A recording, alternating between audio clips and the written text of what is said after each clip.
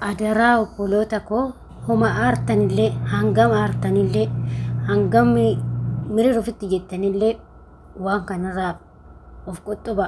Lubbuun takka baate deebi'uu hin dandeessu waan ta'eef kan du'eef maa bo'an kan dhibamee du'eef maa bo'an silaa kan jiruyyuu lubbuu ofii akkanatti of galaafata. Hedduu takka na gaddisiise. Lubbuun tun kan nu uume Waaqayyo, kan nu baasullee Waaqayyo. Lubbuu namni of baasu kun jannatas galuu hin dandeessu. Dhugaa Rabbii hedduu nama gaddisiisa. Maaloo ijoollee teenya adaraa keessan obboloota koo biyya ormaa jirtanii waan baay'eetu hirri nama godha, waan baay'eetu akkas nama gochuus danda'a.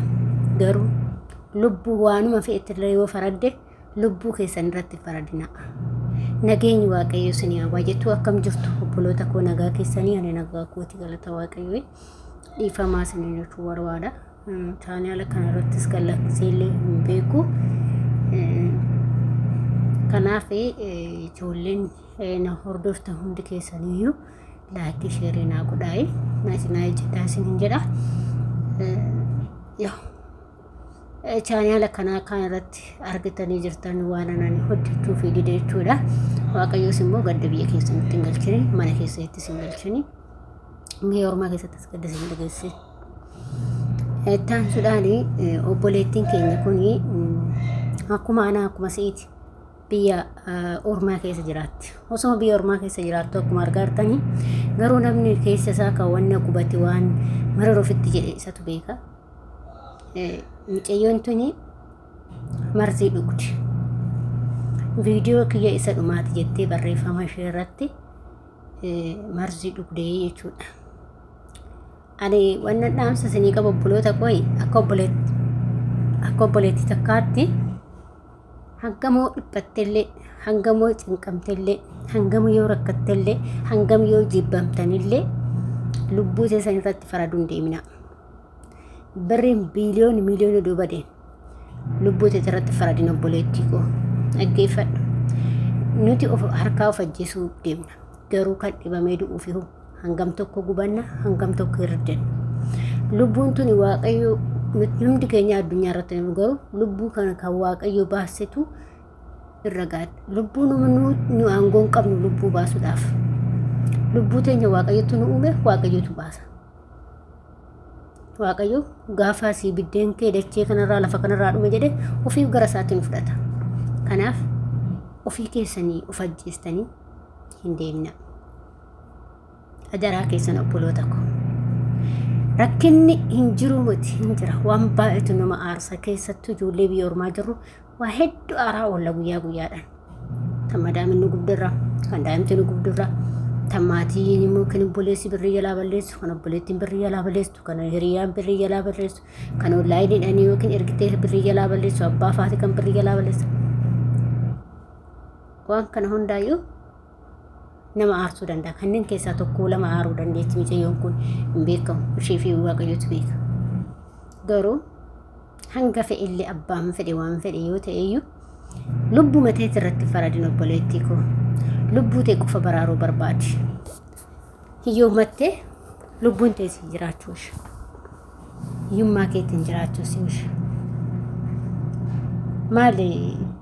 Maal aguma feetan illee yoo rakkattan ijoollee maaliif lubbuu teessan irratti faraddu? Maaliidhaaf lubbuma keenya irratti faraduu fiidanii? Maali lubbuu tana Waaqayyotu nu uumee bar nutti godhee bar. Kanaaf rakkadhullee dhaga barbaade lubbuu teetii irratti faradee. Kadhadhu barandaa jala taa'i. Waan gootuu dhabde. Namni fayyaa hin qabne iyyuu har'a meeqatu barandaa jala taa'ee kadhachaa jira.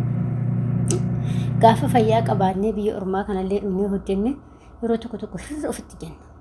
Kanarraa algaa irratti hafee waan nyaatu dhabee beela'ee osoo hojiin jiraate hojjedhee nyaadha kan jedhu meeqatu jira. Garuu nuti yoo ijoolleen ije tokko ofii keenyaaf ofittis gamaa jirra. Ofiif lubbuu keenya dhabaa jirra. adaraa keessan obboloota koo waan biraa waan isin hin qabu lubbuu keessan hin baasna amma mucayyoon kun yookiin qarshiidhaaf yookiin hiriyaashiitti walloltu yookiin maatiishiitu qarshii alaa balleessu uumacha laa rakkattee marzii kana isa dhumaatti viidiyoon koo jettee postootte hedduu takka garaana nyaattee dhugaa rabbi dubbachuuf maaliif viidiyoo kiyya isa dhumaatti jettee postootte obboleettii koo adaraa keessan hanga barbaadanis rakkattanii biyya ormaa keessatti waan hedduutu namas waa hedduu rakkannas garuu lubbuu teessee irratti akka faran bakka lubbuu teeti baraaruuf tattaafadhu malee ajjeesuuf hin tattaafatin keenyayyuu guyyaan gabaabduudha yeroon gabaabduudha guyyaa si galmaayin jira guyyuma isaan nagaa keetiin deemu si wish maatii keettis gubaa gootee lubbuu keetis immoo jannatan dhoggin adaraa keessan obboloota koo rakkachuu numa jira garuu rakkattu lubbuu keetirratti of hin faradin namoota baay'ee rakkina hedduu keessa kan darbanii iddoo guddaa ga'an namni rakkate immoo wayitti baashu namni qormaatame immoo wayitti baashu kanaaf gaafa hunduu qormaanni gara kallattii garaagaraatiin sitti dhufe immoo obsitee darbuu qabda dhugaa rabbii obsitee darbuu qabda malee ofan ajjeesaa jireenyi naan taane umaa hojjechuu dadhabee umaa gochuu dadhabee bultiinnaa ta'uu diddee hin jedhin guyyaa tokko ifa si baasuu danda'a waaqayyoon jechuudha fakkeenyi tokko si fudha mucayyoo waantiyyaa namni wallaaltan hin jirtan waantiyyaan tuni hoggaa meeqaa akka ta'e hin beeku garuu afur ta'ee hin beeku naannoo kana mataa afuriif sadii keessaa naannoo kana mataa fakkaate mucayyoo kan namni miidiyaa irratti wallaaltan hin jirtan rakkina isheen karaa irratti dhaltee haftee maatiinis wajjin jibbee dhalashee wajjin jibbanii wanna isheen hin taane jiru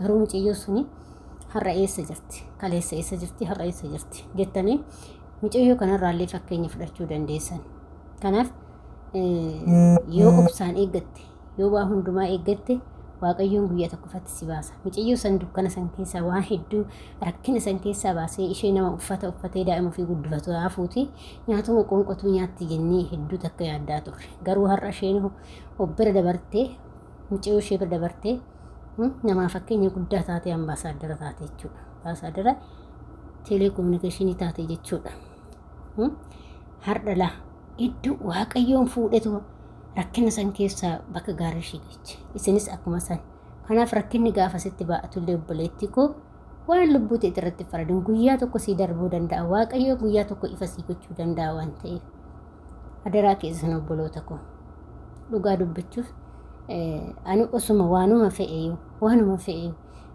miiliyoona dhiisaa biiliyoona doonaalaa badanii lubbuu tiyya irratti faradu maaliif lubbuun tiyyan bitamtu isaanuu bitamuu dandeessu waan ta'eef kanaaf adaraa keessan obboloota koo of eeggadhaa lubbuu teessanii baraara baadaa malee baasuu yaalinaa isiniin jedha dhugaa hedduu akkanatti dhaga'ame mucayyoo kanaa maaliif kan akkaatis tasa duusanii maa hirra jennee boon kan dhibame maaliif boonye garuu kan akkanatti of ajjeesanoo maalidha